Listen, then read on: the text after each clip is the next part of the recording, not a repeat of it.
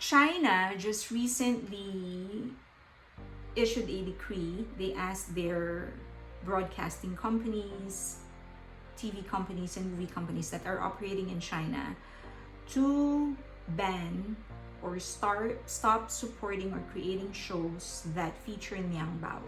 Nyangbao is a derogatory term they use to refer to delicate looking men by their definition, or feminine looking men. They feel that this rise of the number of celebrities, the male celebrities that look like women by their definition, is an influence of the West. It's very, very interesting because the West is blaming Asia for it. So just last week, I think it happened last week, China told the companies operating in China, movie companies, TV companies, and broadcasting companies, to stop creating shows or supporting shows that feature Nyangbaos. Nyangbao is a derogatory term they use to refer to delicate looking men or men that look like women by their definition. That is so, but just to pull back a little bit and just provide some perspective, it's not shows, movies that feature two men in a romantic relationship is not a new thing in Asia.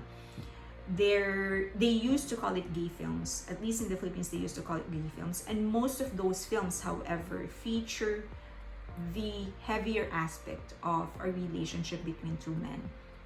So it's very heavy. It's a lot of drama. It's usually tragic or sad when it's sad ending. It features a sad ending. Now that has evolved. They made the characters very young, and then they focused on the lighter aspects of the romantic relationship, which is very, very interesting. And they started treating this male to male couples as they would a heterosexual couple. As a result, you have teen boys love. They're not always teens, but the rise of boys love as a genre became such a huge aspect of the entertainment industry in many Asian countries. In the Philippines, which is an even more interesting take, it's such a huge genre, considering Philippines is primarily a Catholic country, and then there's a big chunk of Islam community, mostly in the southern part. And both of those religions, they're against homosexuality. And then in other parts of Asia, they're predominantly Islam or just conservative, a society like China. But many of their highest paid actors are known for creating boys love, and some of the best films films in general are actually boys love. So it's the reason the Chinese government became so worried about it. They equate the masculinity. They feel that real men should be macho, rough, and they should be seen fighting. They should be shown in a gangster movie instead of a boys love movie. And because they feel like when male celebrities became too effeminate or too delicate, again by their definition, they will also influence other men in China. And when that happens, they're going to lose their ability to fight, because delicate people don't know how to fight. And they're all about defending their country and fighting for their sovereignty and stuff. And so they've essentially equated macho image to nationalism. It's interesting to note that we're talking primarily mainland China. In mainland China, there's not a lot of shows that feature openly gay characters, and there's not a lot of celebrities who came out as gay. So I think that's proof that the entertainment industry is really, they're also very careful about this. Now many fans in Asia, they call this social regression. At this day and age, why do people think that when you wear makeup you're not straight, or that women who are rough looking is not a real woman or is not a delicate woman. So the look, there shouldn't be stereotyping in terms of looks and gender.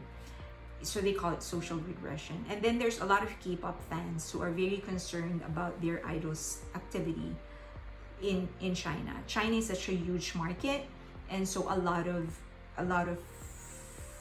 K-pop celebrities actually go to China for activities and to release their own albums and stuff. Now, if the Chinese government is banning delicate-looking men in their TV and movies, then K-pop stars would be banned. So yeah, I don't know. It's just I think the bigger layer, the bigger question, and the more interesting discussion should be on, one, why do they credit the